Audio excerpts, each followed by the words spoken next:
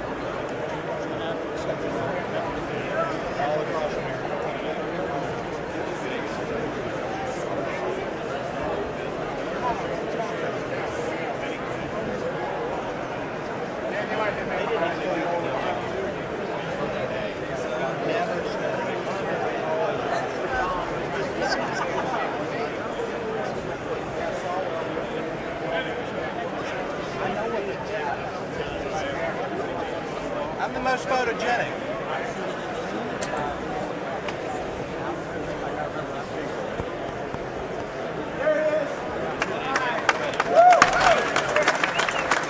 Mr. Speaker, the President of the United States.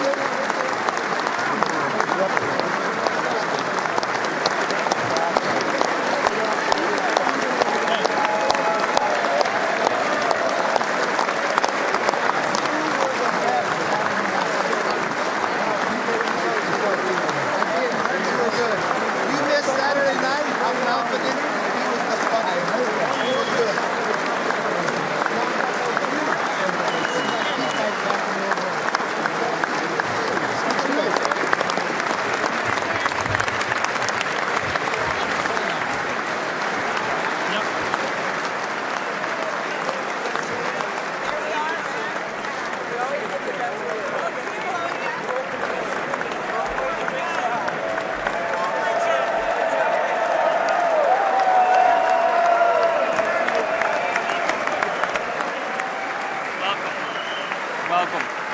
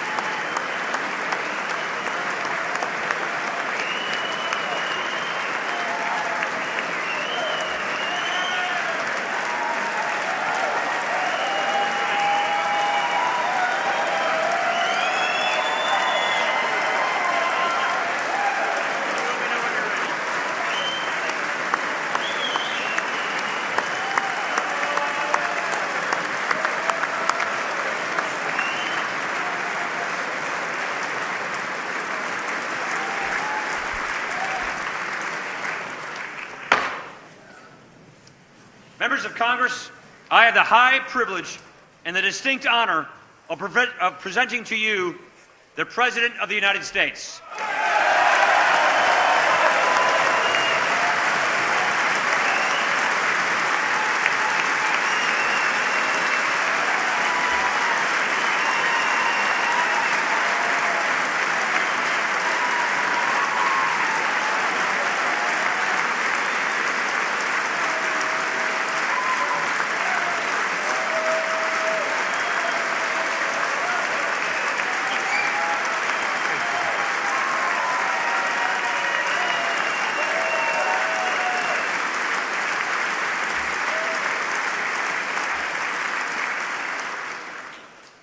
Mr. Speaker, Mr. Vice President, members of Congress, the First Lady of the United States, and my fellow Americans.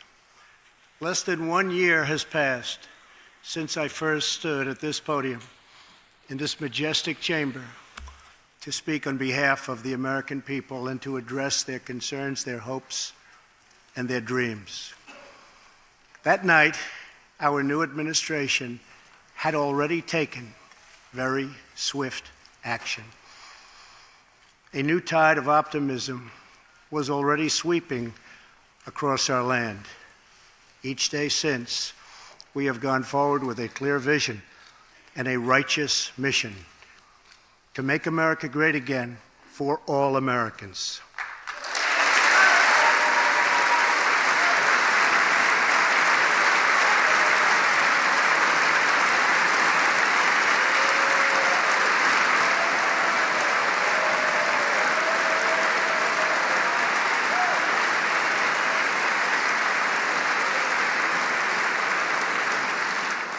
Over the last year, we have made incredible progress and achieved extraordinary success. We have faced challenges we expected and others we could never have imagined. We have shared in the heights of victory and the pains of hardship. We have endured floods and fires and storms. But through it all, we have seen the beauty of America's soul and the steel in America's spine. Each test has forged new American heroes to remind us who we are and show us what we can be. We saw the volunteers of the Cajun Navy racing to the rescue with their fishing boats to save people in the aftermath of a totally devastating hurricane. We saw strangers shielding strangers from a hail of gunfire on the Las Vegas Strip.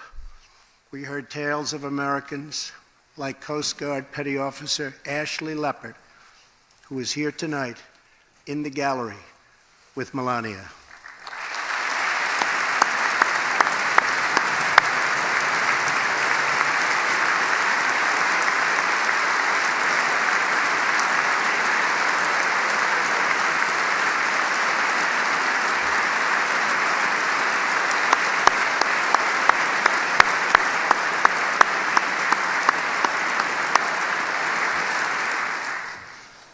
Ashley was aboard one of the first helicopters on the scene in Houston during the Hurricane Harvey. Through 18 hours of wind and rain, Ashley braved live power lines and deep water to help save more than 40 lives. Ashley, we all thank you. Thank you very much.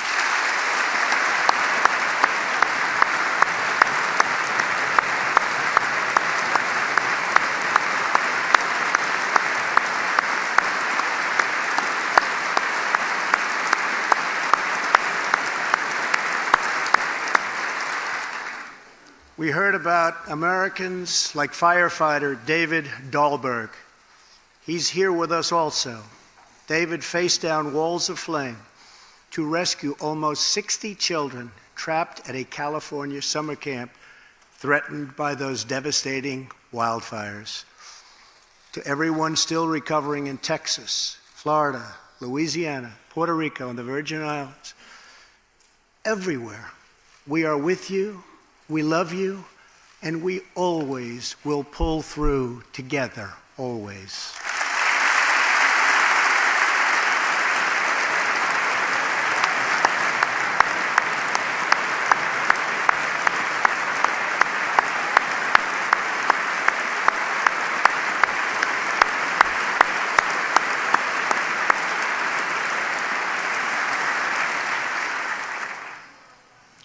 Thank you to David and the brave people of California. Thank you very much, David.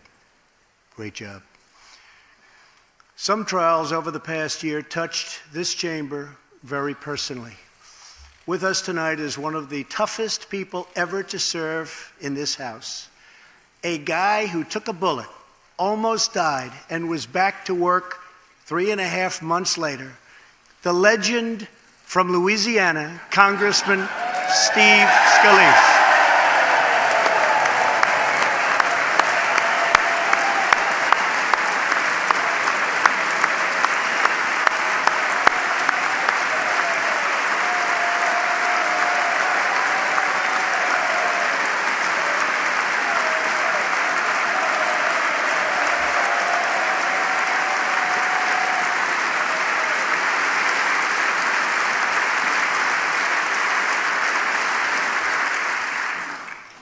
I think they like you, Steve. We're incredibly grateful for the heroic efforts of the Capitol Police officers, the Alexandria Police, and the doctors, nurses, and paramedics who saved his life and the lives of many others, some in this room. In the aftermath, yes.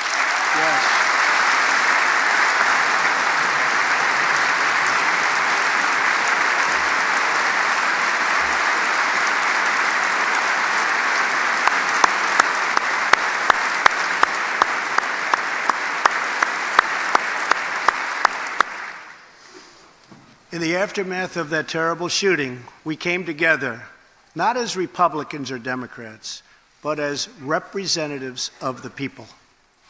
But it is not enough to come together only in times of tragedy. Tonight, I call upon all of us to set aside our differences, to seek out common ground, and to summon the unity we need to deliver for the people. This is really the key. These are the people we were elected to serve.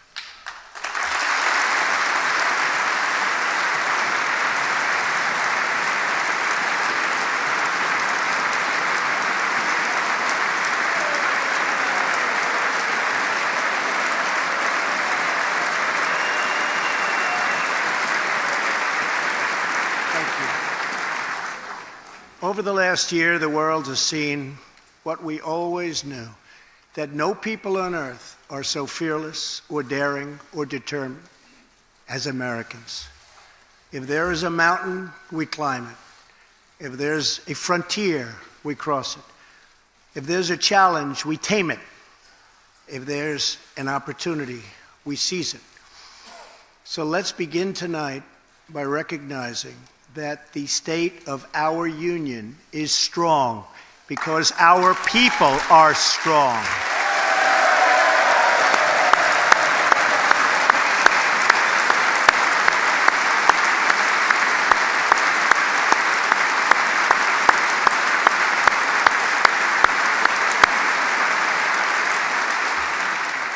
And together we are building a safe, strong, and proud America. Since the election, we have created 2.4 million new jobs, including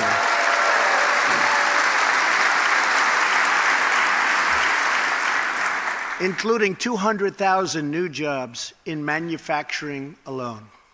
Tremendous numbers.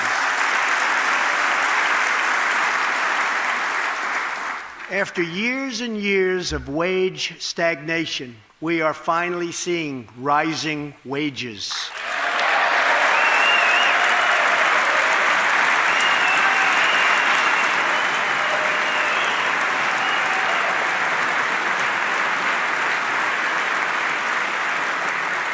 Unemployment claims have hit a 45-year low.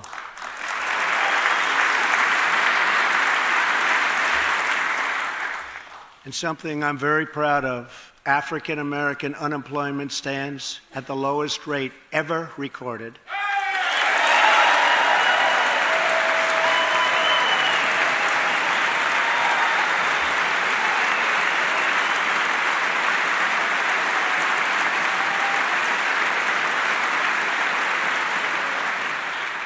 and Hispanic American unemployment has also reached the lowest levels in history.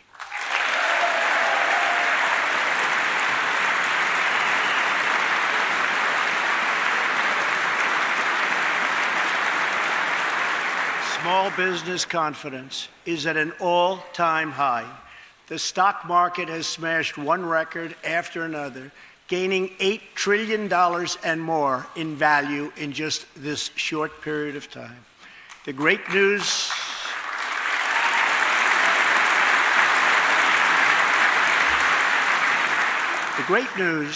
for Americans, 401k, retirement pension, and college savings accounts have gone through the roof. And just as I promised the American people from this podium 11 months ago, we enacted the biggest tax cuts and reforms in American history.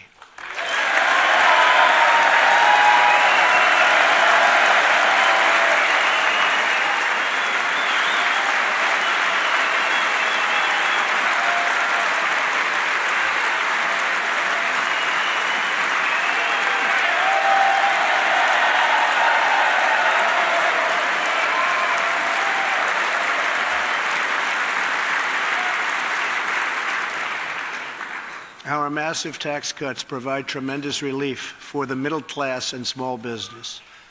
To lower tax rates for hardworking Americans, we nearly doubled the standard deduction for everyone.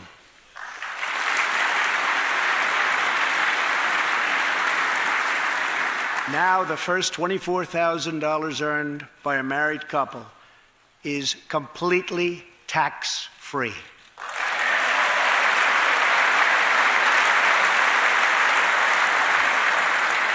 We also doubled the child tax credit.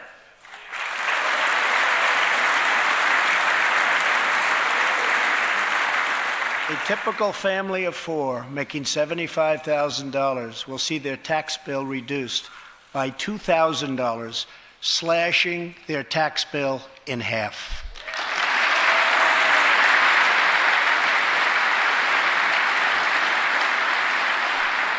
In April, this will be the last time you will ever file under the old and very broken system, and millions of Americans will have more take-home pay starting next month, a lot more.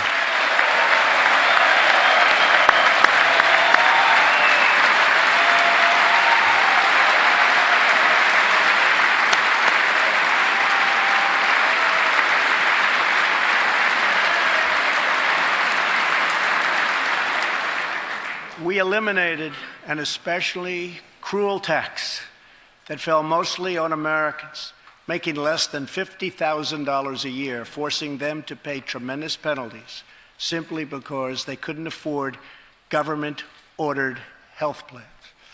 We repealed the core of the disastrous Obamacare. The individual mandate is now gone. Thank heaven.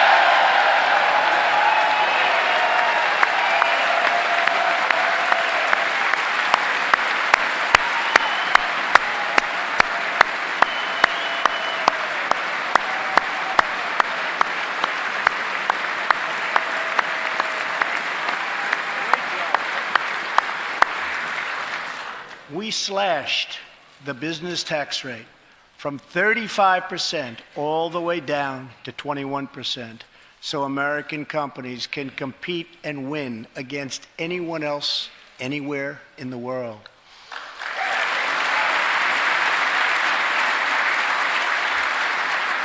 These changes alone are estimated to increase average family income by more than $4,000. A lot of money.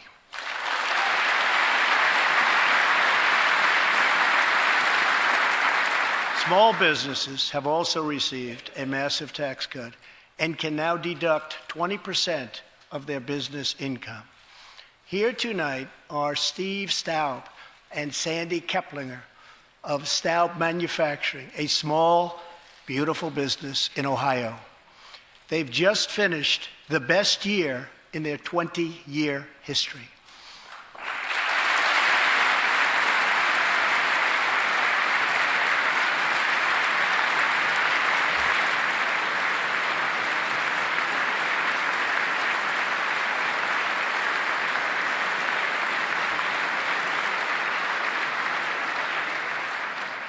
Because of tax reform, they are handing out raises, hiring an additional 14 people, and expanding into the building next door. Good feeling.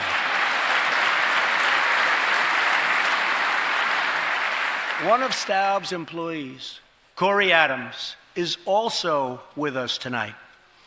Corey is an all-American worker. He supported himself through high school, lost his job during the 2008 recession, and was later hired by Staub, where he trained to become a welder.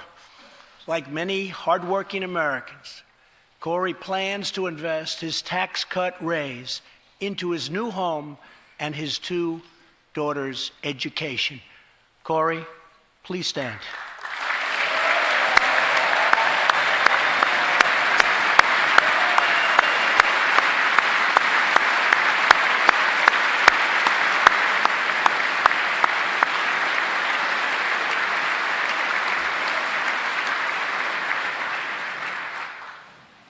And he's a great welder. I was told that by the man that owns that company that's doing so well. So congratulations, Corey. Since we passed tax cuts, roughly 3 million workers have already gotten tax cut bonuses, many of them thousands and thousands of dollars per worker, and it's getting more every month, every week. Apple has just announced it plans to invest a total of $350 billion in America and hire another 20,000 workers.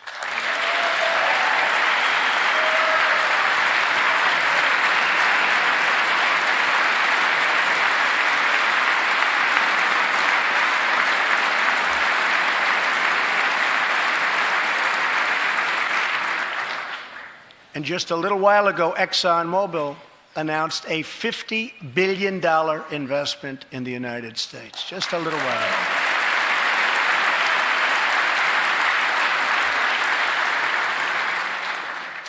This, in fact, is our new American moment.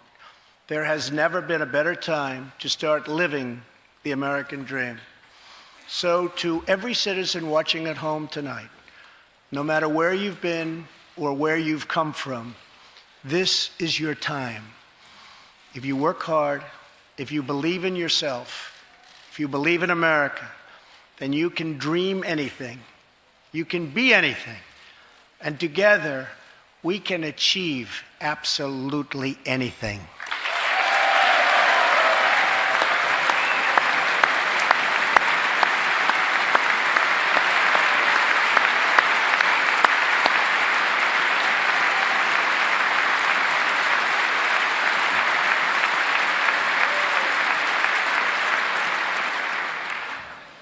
Tonight, I want to talk about what kind of future we're going to have and what kind of a nation we're going to be. All of us together as one team, one people, and one American family can do anything. We all share the same home, the same heart, the same destiny, and the same great American flag.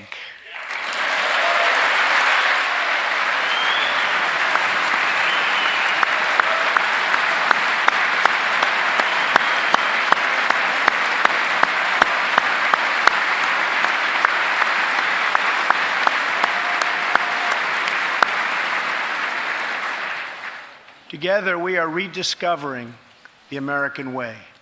In America, we know that faith and family, not government and bureaucracy, are the center of American life.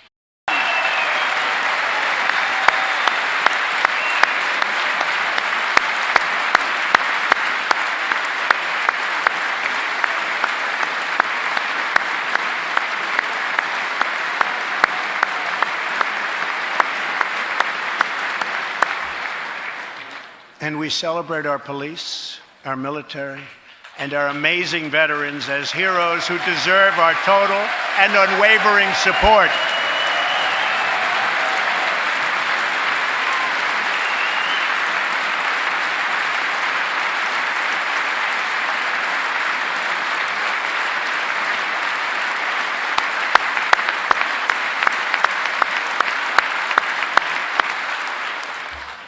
Here tonight is Preston Sharp, a 12-year-old boy from Redding, California, who noticed that veterans' graves were not marked with flags on Veterans Day. He decided all by himself to change that and started a movement that has now placed 40,000 flags at the graves of our great heroes. Preston, a job well done.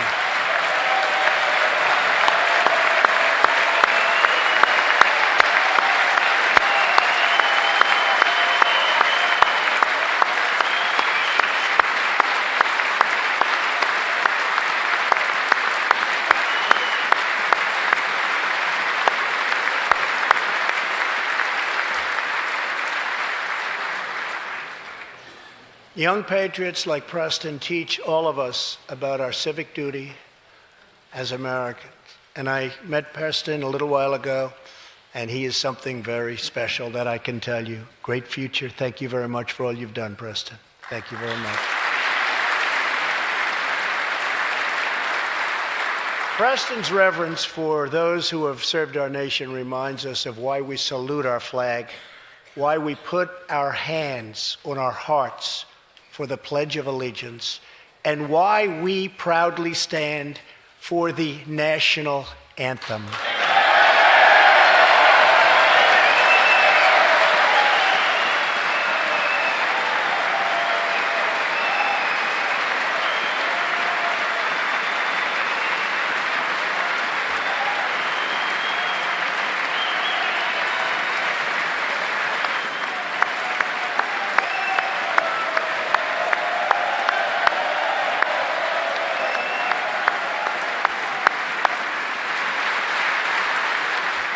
Americans love their country, and they deserve a government that shows them the same love and loyalty in return. For the last year, we have sought to restore the bonds of trust between our citizens and their government. Working with the Senate, we are appointing judges who will interpret the Constitution as written, including a great new Supreme Court justice and more circuit court judges than any new administration in the history of our country.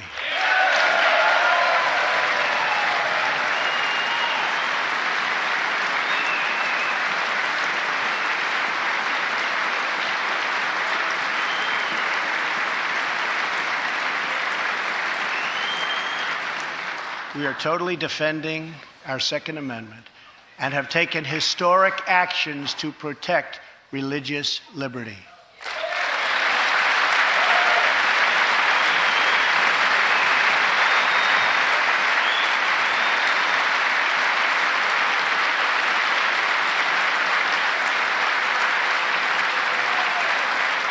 And we are serving our brave veterans, including giving our veterans choice in their health care decisions.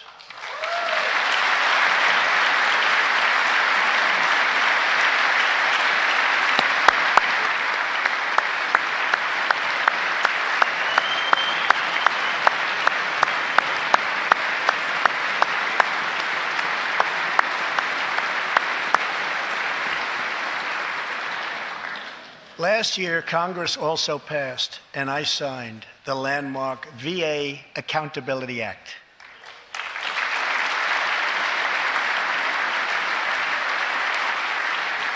Since its passage, my administration has already removed more than 1,500 VA employees who failed to give our veterans the care they deserve, and we are hiring talented people who love our vets as much as we do.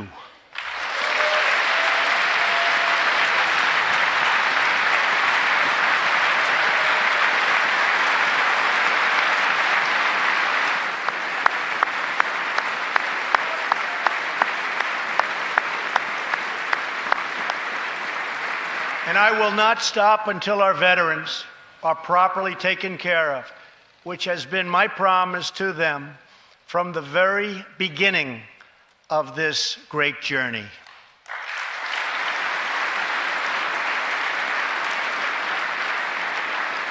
All Americans deserve accountability, and respect. And that's what we are giving to our wonderful heroes, our veterans. Thank you.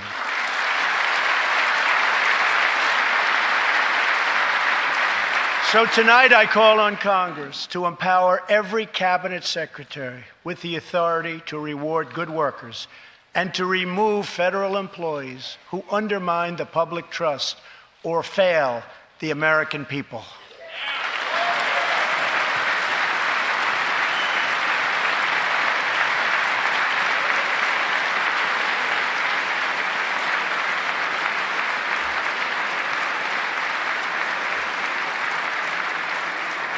In our drive to make Washington accountable, we have eliminated more regulations in our first year than any administration in the history of our country.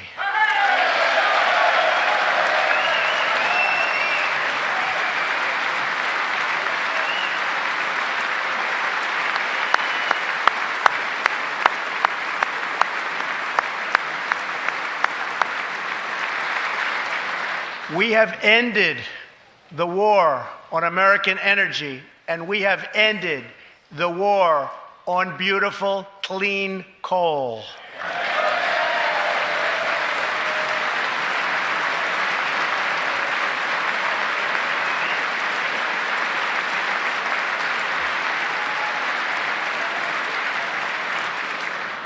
We are now very proudly an exporter of energy to the world.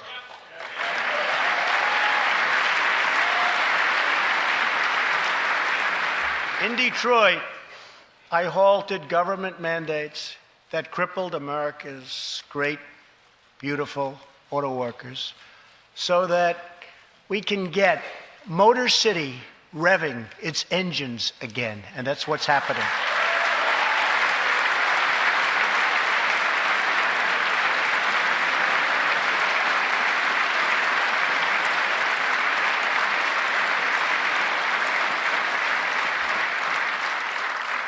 Many car companies are now building and expanding plants in the United States, something we haven't seen for decades.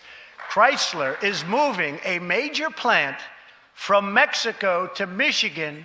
Toyota and Mazda are opening up a plant in Alabama, a big one, and we haven't seen this in a long time. It's all coming back.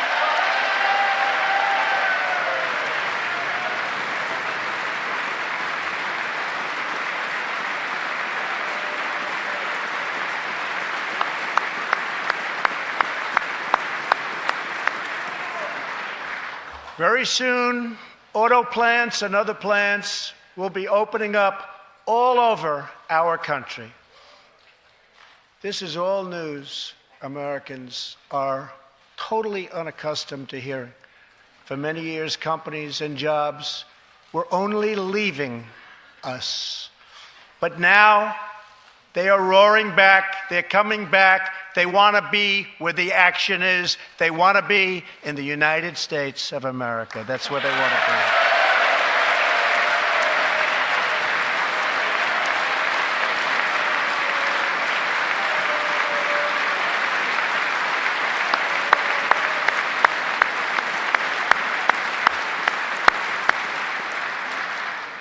Exciting progress is happening every single day. To speed access to breakthrough cures and affordable generic drugs, last year, the FDA approved more new and generic drugs and medical devices than ever before in our country's history.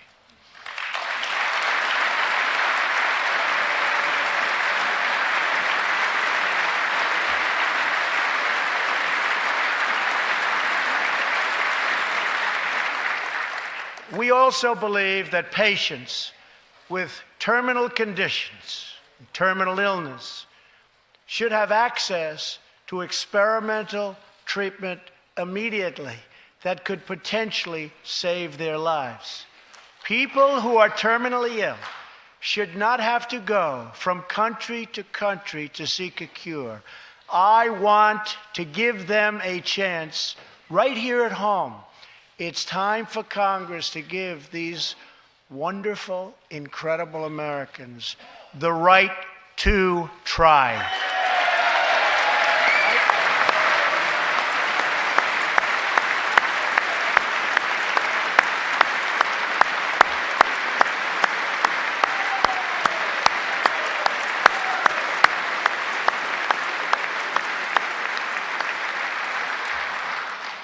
One of my greatest priorities is to reduce the price of prescription drugs.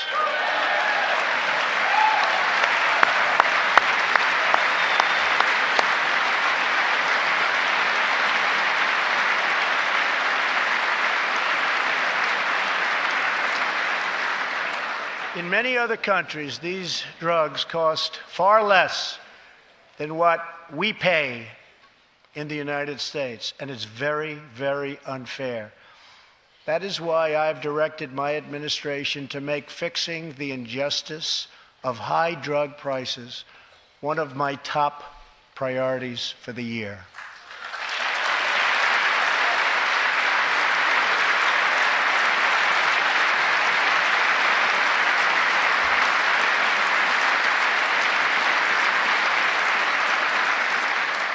And prices will come down substantially. Watch. America has also finally turned the page on decades of unfair trade deals that sacrificed our prosperity and shipped away our companies, our jobs, and our wealth. Our nation has lost its wealth, but we're getting it back so fast. The era of economic surrender is totally over. From now on, we expect trading relationships to be fair and, very importantly, reciprocal.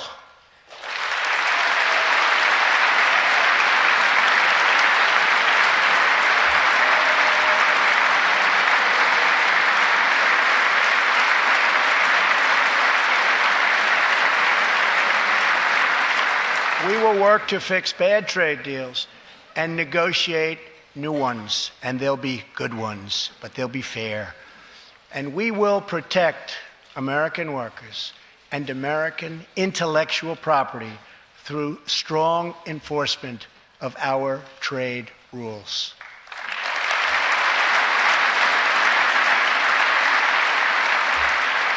As we rebuild our industries, it is also time to rebuild our crumbling infrastructure.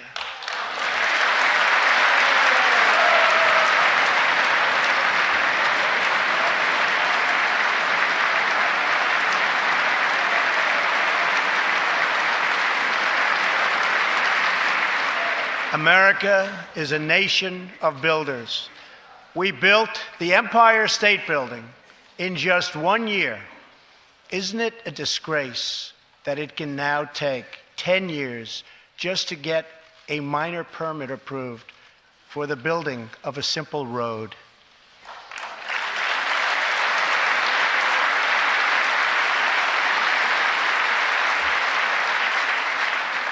I am asking both parties to come together to give us safe, fast, reliable, and modern infrastructure that our economy needs and our people deserve.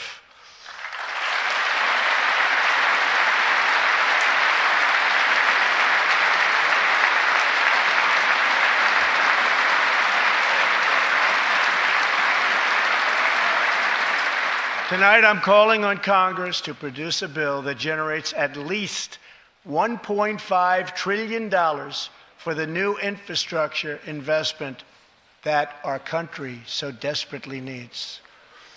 Every federal dollar should be leveraged by partnering with state and local governments and, where appropriate, tapping into private sector investment to permanently fix the infrastructure deficit, and we can do it.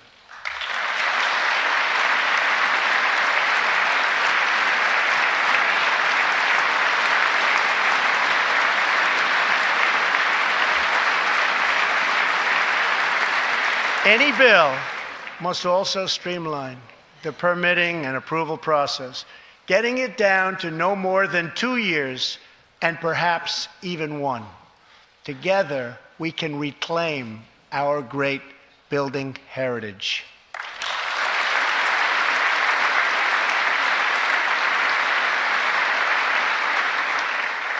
We will build gleaming new roads, bridges, highways, railways, and waterways all across our land. And we will do it with American heart, American hands, and American grit.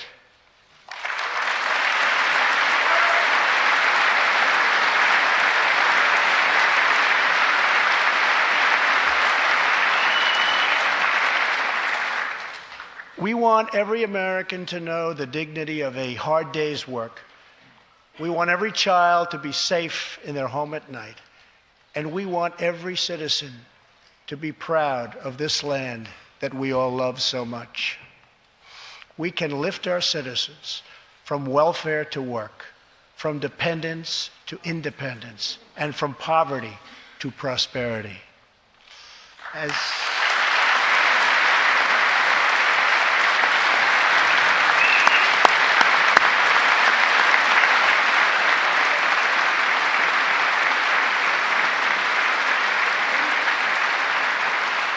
As tax cuts create new jobs, let's invest in workforce development and let's invest in job training, which we need so badly.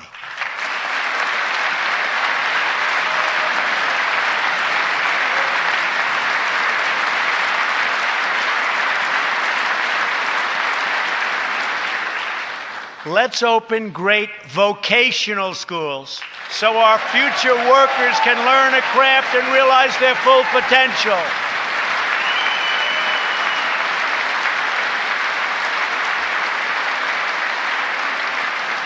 And let's support working families by supporting paid family leave.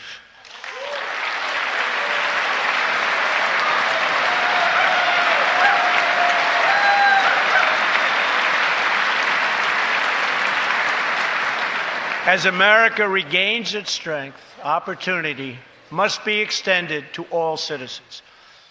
That is why this year we will embark on reforming our prisons to help former inmates who have served their time get a second chance at life.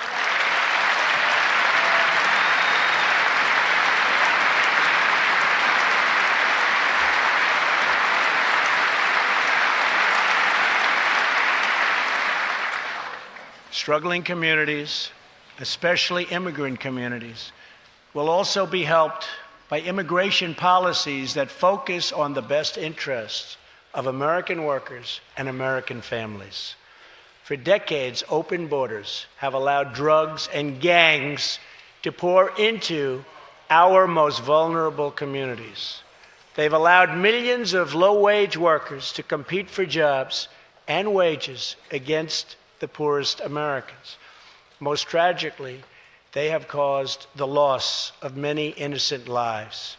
Here tonight are two fathers and two mothers, Evelyn Rodriguez, Freddie Cuevas, Elizabeth Alvarado, and Robert Mickens. Their two teenage daughters, Kayla Cuevas and Nisa Mickens, were close friends on Long Island. But in September 2016, on the eve of Nisa's 16th birthday, such a happy time it should have been, neither of them came home. These two precious girls were brutally murdered while walking together in their hometown. 6 members of the savage MS-13 gang have been charged with Kayla and Nisa's murders. Many of these gang members took advantage of glaring loopholes in our laws to enter the country as illegal, unaccompanied, alien minors and wound up in Kayla and Nisa's high school. Evelyn, Elizabeth, Freddie, and Robert, tonight everyone in this chamber is praying for you. Everyone in America is grieving for you. Please stand. Thank you very much.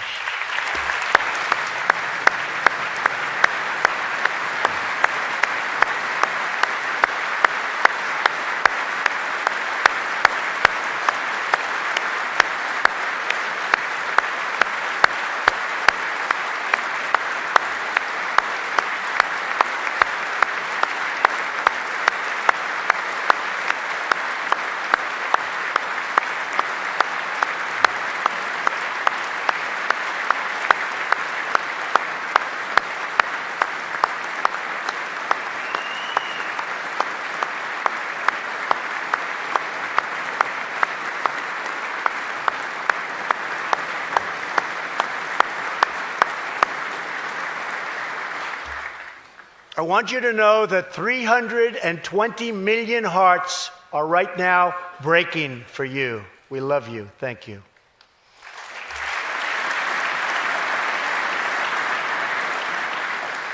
While we cannot imagine the depths of that kind of sorrow, we can make sure that other families never have to endure this kind of pain.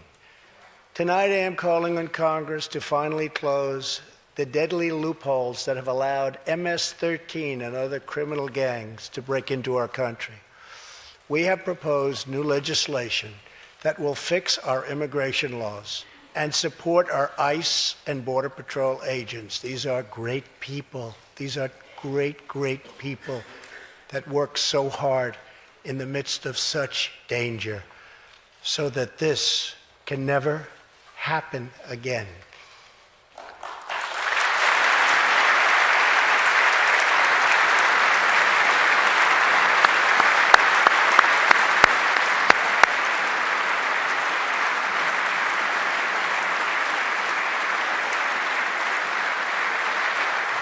The United States is a compassionate nation.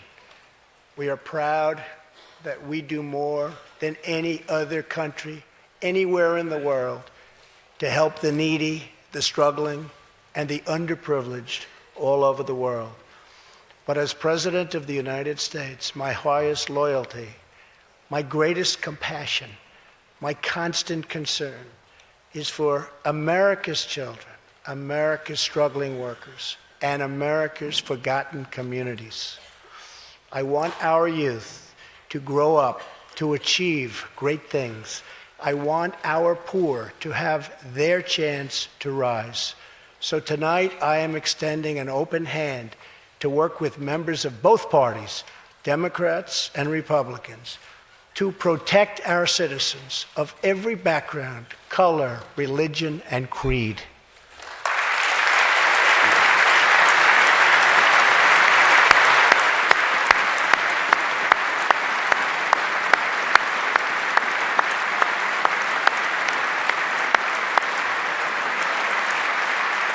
My duty, and the sacred duty of every elected official in this chamber, is to defend Americans, to protect their safety, their families, their communities, and their right to the American dream.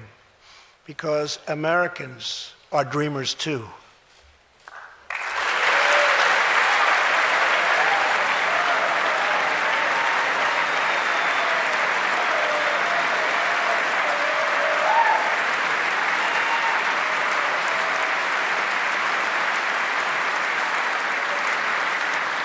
Here tonight is one leader in the effort to defend our country, Homeland Security Investigation Special Agent Celestino Martinez. He goes by DJ and CJ. He said, call me either one.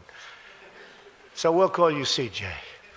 Served 15 years in the Air Force before becoming an ICE agent and spending the last 15 years fighting gang violence and getting dangerous criminals off of our streets. Tough job. At one point, MS-13 leaders ordered CJ's murder, and they wanted it to happen quickly. But he did not cave to threats or to fear. Last May, he commanded an operation to track down gang members on Long Island. His team has arrested nearly 400, including more than 220 MS-13 gang members. And I have to tell you what the Border Patrol and ICE have done. We have sent thousands and thousands and thousands of MS-13 horrible people out of this country or into our prisons. So I just want to congratulate you, CJ. You're a brave guy. Thank you very much.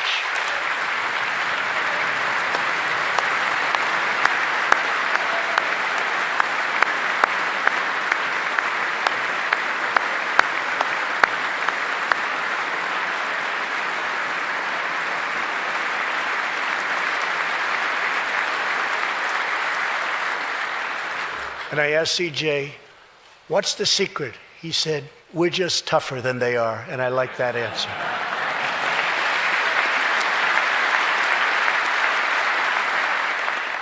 Now let's get Congress to send you, and all of the people in this great chamber have to do it. We have no choice. CJ, we're going to send you reinforcements, and we're going to send them to you quickly. It's what you need.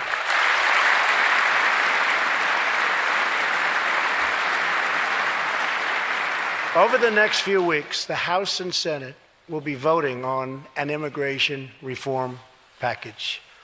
In recent months, my administration has met extensively with both Democrats and Republicans to craft a bipartisan approach to immigration reform. Based on these discussions, we presented Congress with a detailed proposal that should be supported by both parties as a fair compromise, one where nobody gets everything they want, but where our country gets the critical reforms it needs and must have.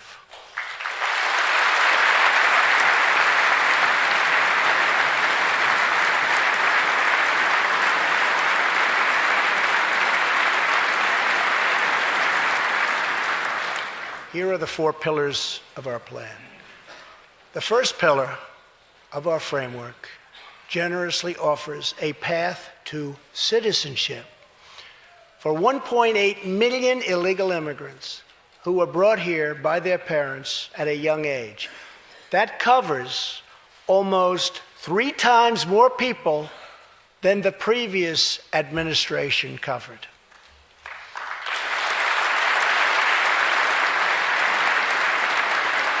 Under our plan, those who meet education and work requirements and show good moral character will be able to become full citizens of the United States over a 12-year period.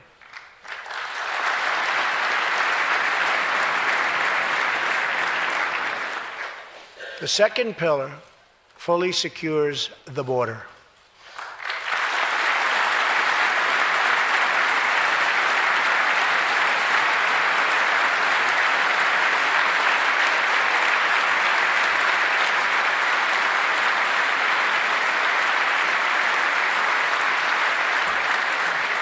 That means building a great wall on the southern border, and it means hiring more heroes like CJ to keep our communities safe.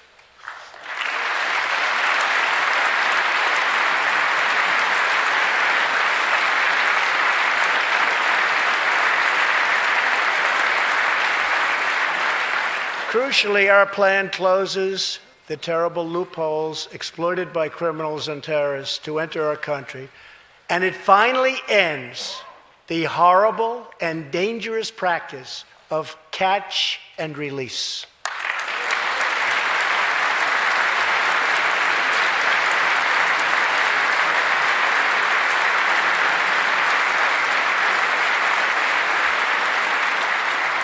The third pillar ends the visa lottery, a program that randomly hands out green cards without any regard for skill, merit, or the safety of American people.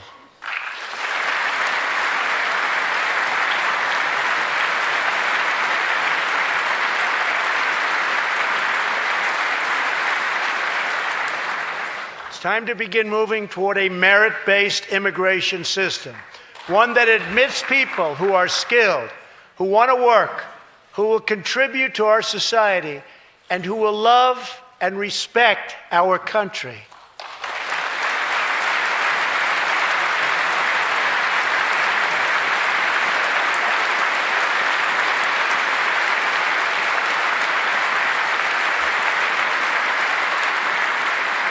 The fourth and final pillar protects the nuclear family by ending chain migration.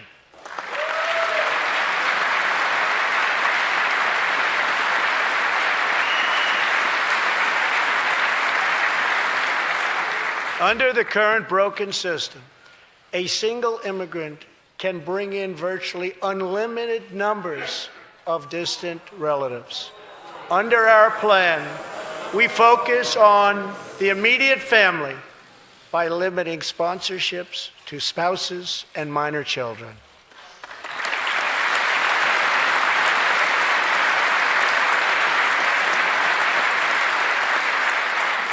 This vital reform is necessary not just for our economy, but for our security and for the future of America.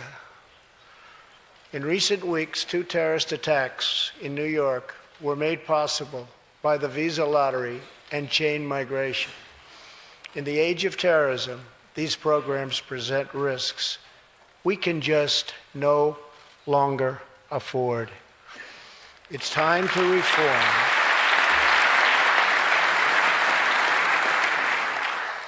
These outdated immigration rules and finally bring our immigration system into the 21st century.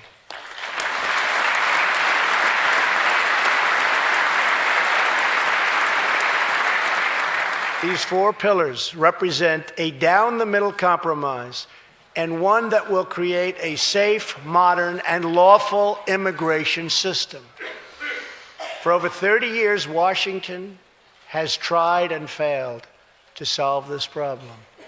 This Congress can be the one that finally makes it happen. Most importantly, these 4 pillars will produce legislation that fulfills my ironclad pledge to sign a bill that puts America first.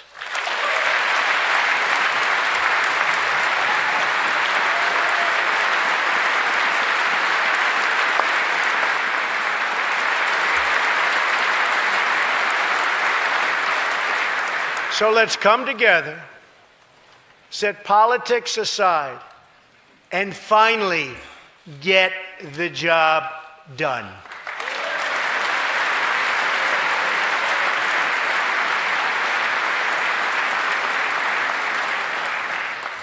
These reforms will also support our response to the terrible crisis of opioid and drug addiction. Never before has it been like it is now. It is terrible. We have to do something about it. In 2016, we lost 64,000 Americans to drug overdoses, 174 deaths per day, 7 per hour. We must get much tougher on drug dealers and pushers if we are going to succeed in stopping this scourge.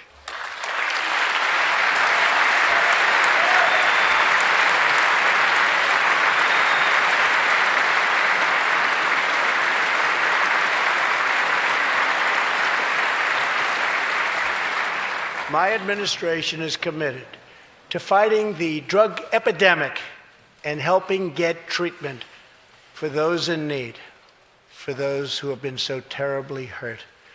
The struggle will be long and it will be difficult, but as Americans always do, in the end, we will succeed, we will prevail.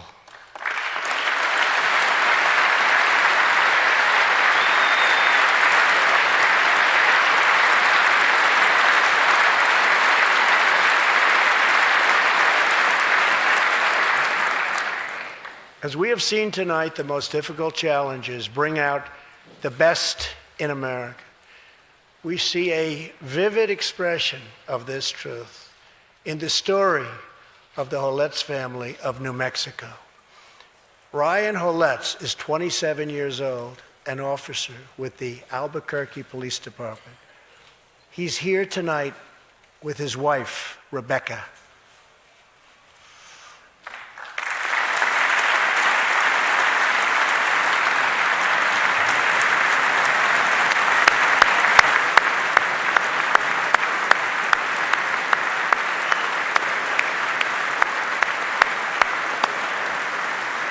Thank you, Ryan.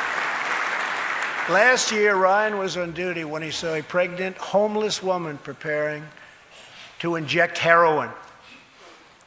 When Ryan told her she was going to harm her unborn child, she began to weep. She told him she didn't know where to turn, but badly wanted a safe home for her baby. In that moment, Ryan said he felt God speak to him. You will do it because you can. He heard those words. He took out a picture of his wife and their 4 kids. Then he went home to tell his wife, Rebecca. In an instant, she agreed to adopt. The Hollettes named their new daughter Hope. Ryan and Rebecca, you embody the goodness of our nation. Thank you.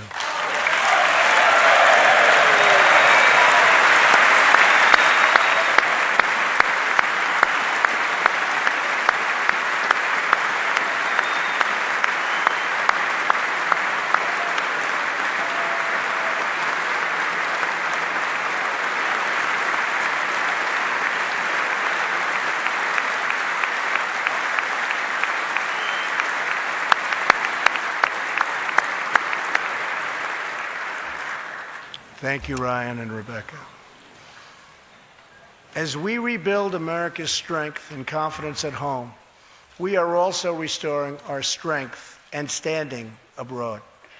Around the world, we face rogue regimes, terrorist groups, and rivals like China and Russia that challenge our interests, our economy, and our values.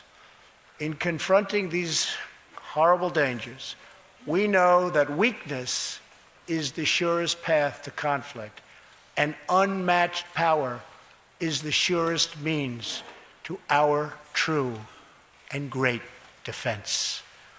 For this reason, I am asking Congress to end the dangerous defense sequester and fully fund our great military.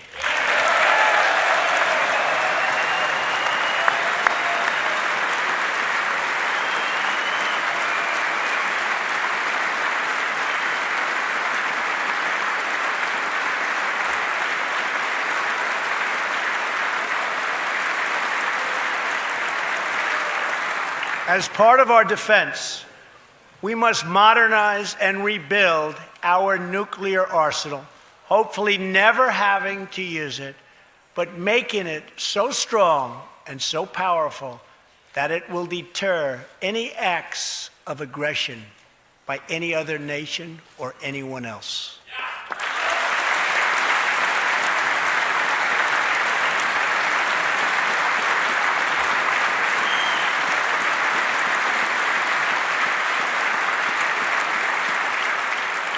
Perhaps someday in the future there will be a magical moment when the countries of the world will get together to eliminate their nuclear weapons. Unfortunately, we are not there yet, sadly.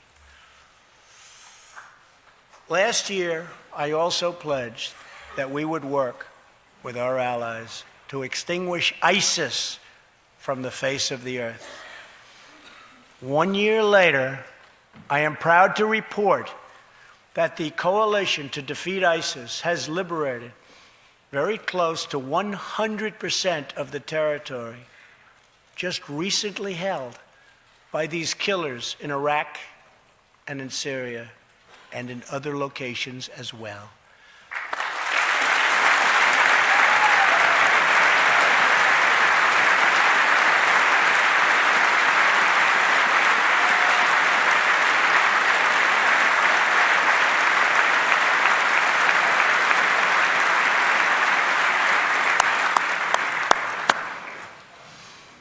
But there is much more work to be done. We will continue our fight until ISIS is defeated. Army Staff Sergeant Justin Peck is here tonight.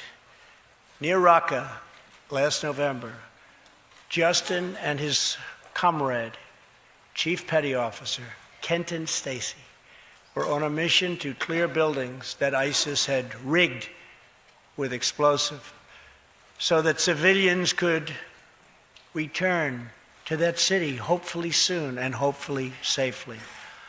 Clearing the second floor of a vital hospital, Kenton Stacy was severely wounded by an explosion. Immediately, Justin bounded into the booby-trapped and unbelievably dangerous and unsafe building and found Kenton, but in very, very bad shape. He applied pressure to the wound and inserted a tube to reopen an airway. He then performed CPR for 20 straight minutes during the ground transport and maintained artificial respiration through 2.5 hours and through emergency surgery. Kenton Stacy would have died if it were not for Justin's selfless love for his fellow warrior. Tonight, Kenton is recovering in Texas. Raqqa is liberated, and Justin is wearing his new Bronze Star with a V for valor. Staff Sergeant Peck, all of America salutes you.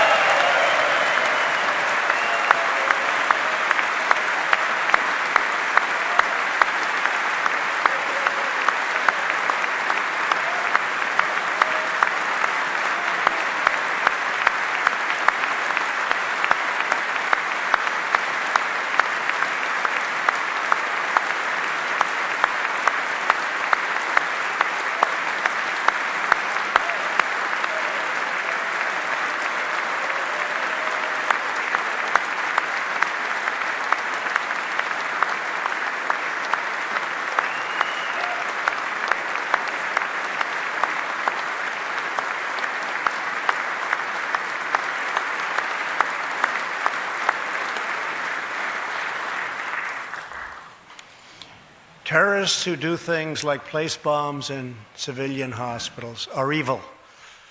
When possible, we have no choice but to annihilate them. When necessary, we must be able to detain and question them. But we must be clear, terrorists are not merely criminals.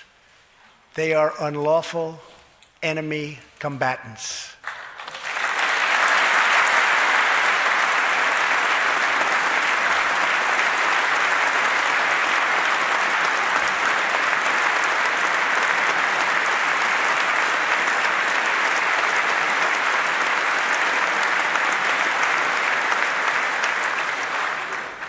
And when captured overseas, they should be treated like the terrorists they are.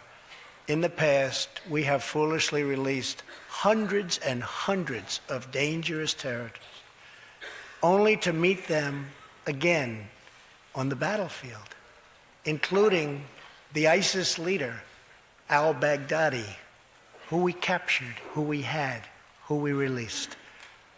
So today, I'm keeping another promise. I just signed, prior to walking in, an order directing Secretary Mattis, who is doing a great job. Thank you.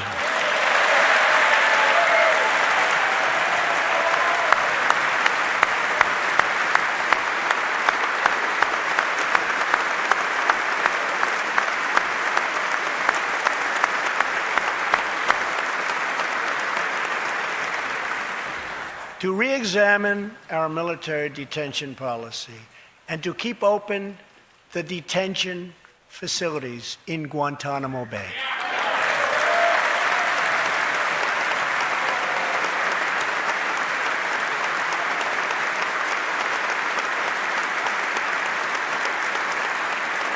I am asking Congress to ensure that in the fight against ISIS and al-Qaeda, we continue to have all necessary power to detain terrorists wherever we chase them down, wherever we find them. And in many cases, for them, it will now be Guantanamo Bay.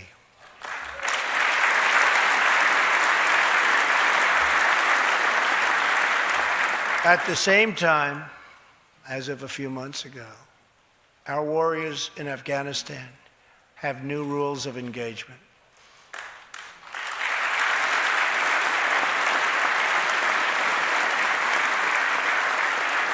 Along with their heroic Afghan partners, our military is no longer undermined by artificial timelines, and we no longer tell our enemies our plans.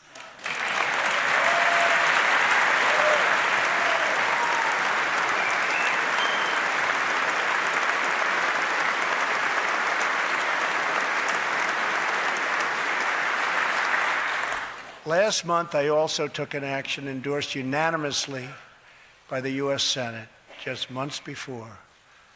I recognized Jerusalem as the capital of Israel.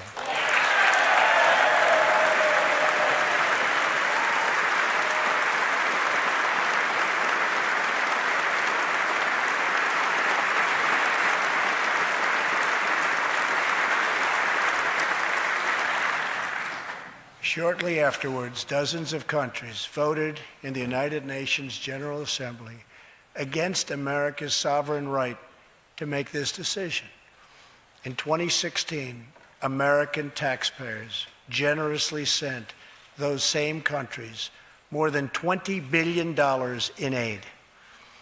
That is why tonight I am asking Congress to pass legislation to help ensure American foreign assistance dollars always serve American interests and only go to friends of America, not enemies of America.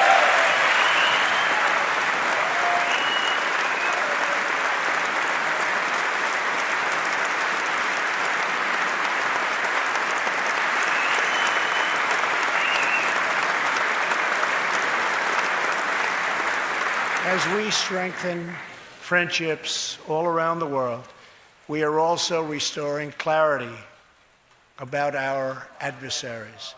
When the people of Iran rose up against the crimes of their corrupt dictatorship, I did not stay silent.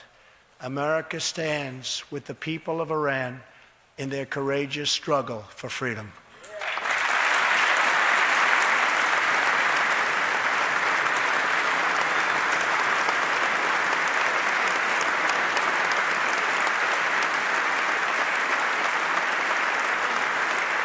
I am asking Congress to address the fundamental flaws in the terrible Iran nuclear deal. My administration has also imposed tough sanctions on the communist and socialist dictatorships in Cuba and Venezuela.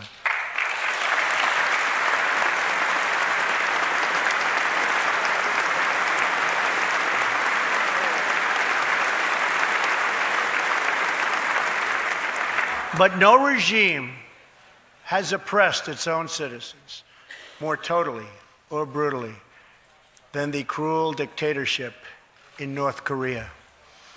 North Korea's reckless pursuit of nuclear missiles could very soon threaten our homeland.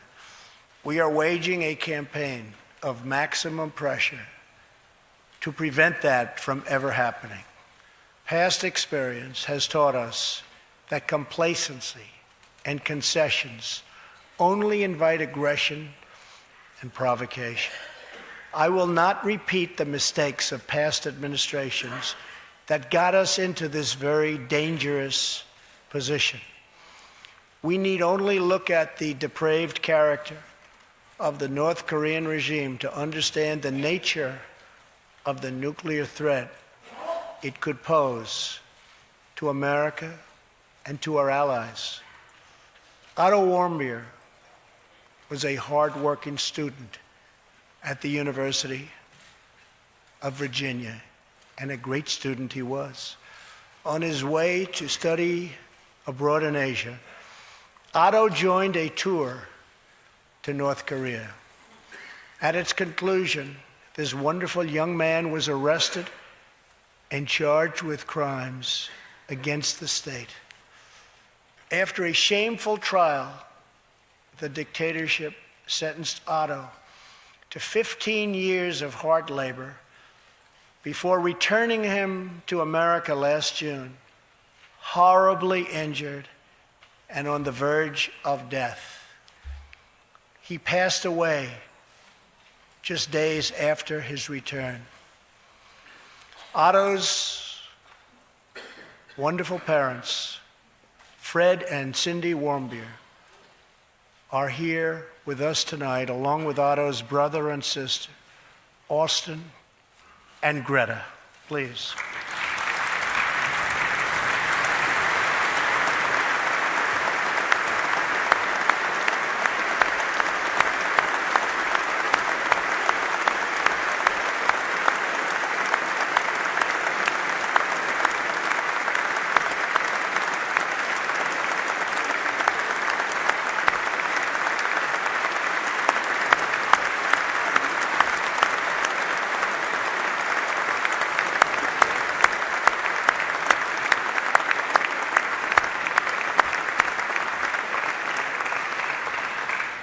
incredible people.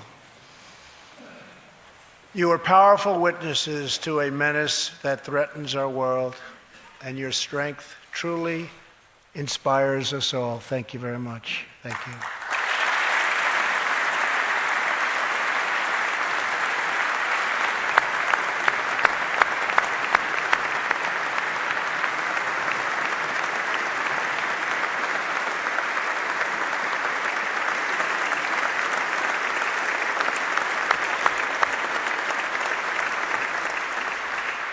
Tonight, we pledge to honor Otto's memory with total American resolve. Thank you. Finally,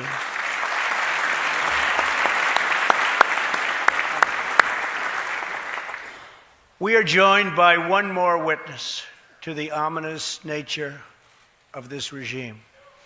His name is Mr. Ji Sung-ho.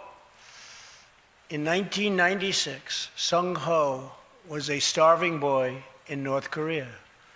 One day he tried to steal coal from a railroad car to barter for a few scraps of food, which were very hard to get. In the process, he passed out on the train tracks, exhausted from hunger. He woke up as a train ran over his limbs. He then endured multiple amputations without anything to dull the pain or the hurt. His brother and sister gave what little food they had to help him recover and ate dirt themselves, permanently stunting their own growth. Later, he was tortured by North Korean authorities after returning from a brief visit to China. His tormentors wanted to know if he'd met any Christians. He had, and he resolved after that to be free.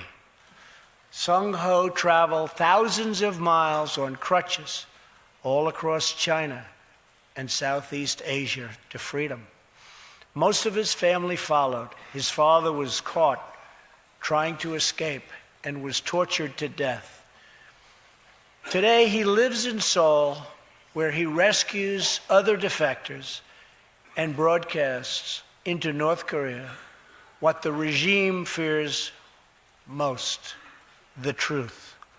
Today, he has a new leg, but Sung-ho, I understand you still keep those old crutches as a reminder of how far you've come. Your great sacrifice is an inspiration to us all. Please, thank you.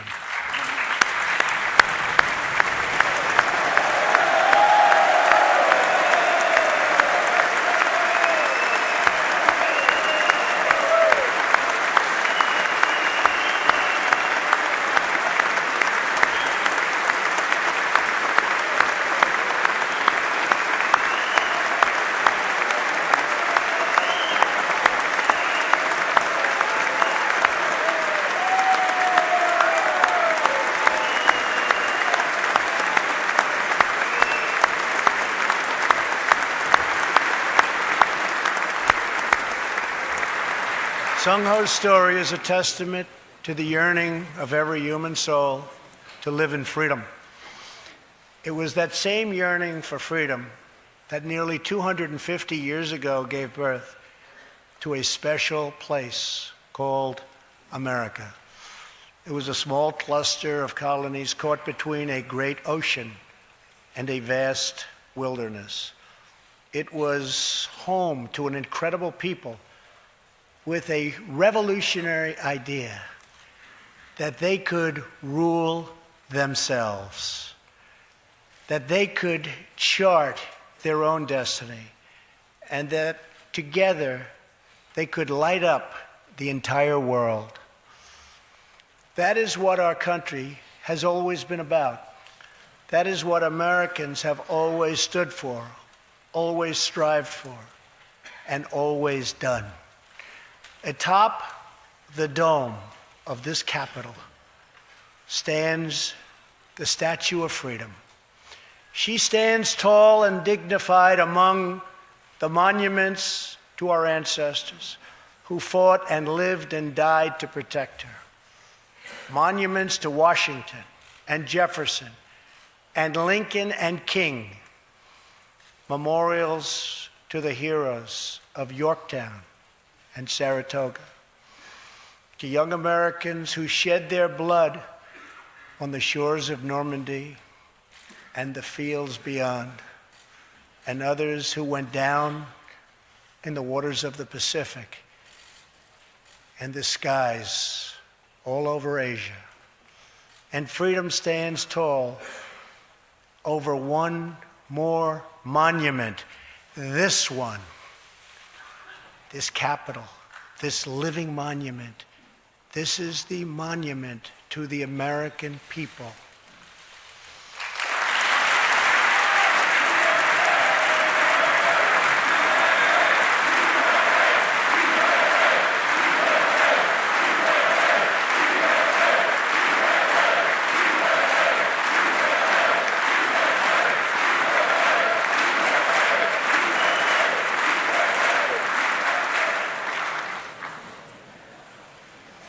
We're a people whose heroes live not only in the past, but all around us, defending hope, pride, and defending the American way.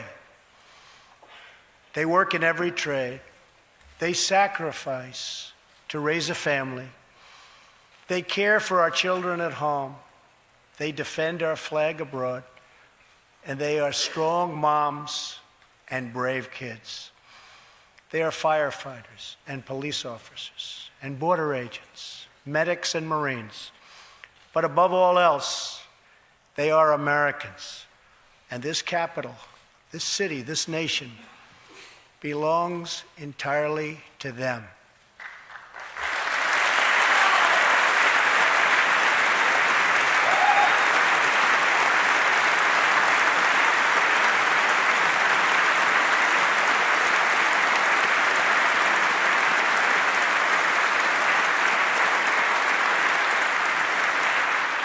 Our task is to respect them, to listen to them, to serve them, to protect them, and to always be worthy of them.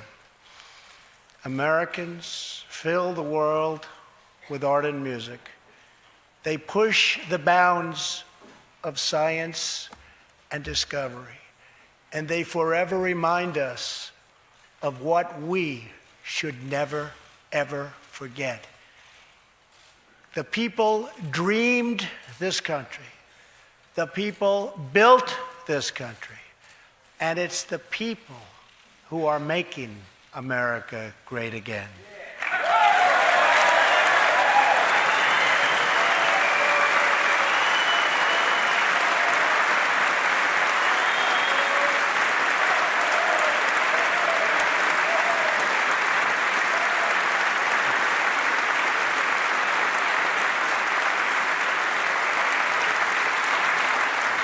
As long as we are proud of who we are and what we are fighting for, there is nothing we cannot achieve.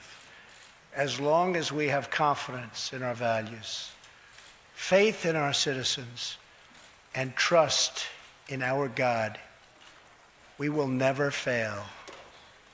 Our families will thrive. Our people will prosper.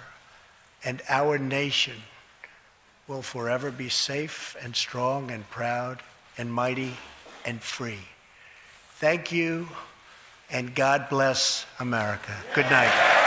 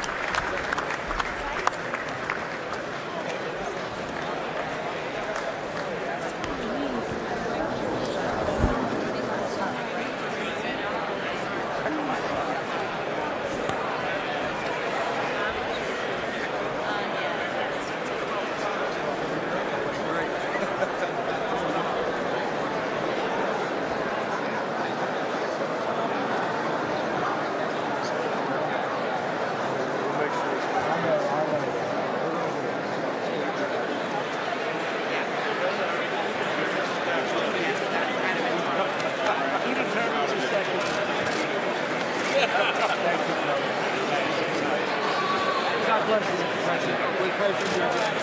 We are so proud of you. Thank you, sir. Thank you, everybody. Okay. Let's move back just a little bit. Let's go back just a little bit.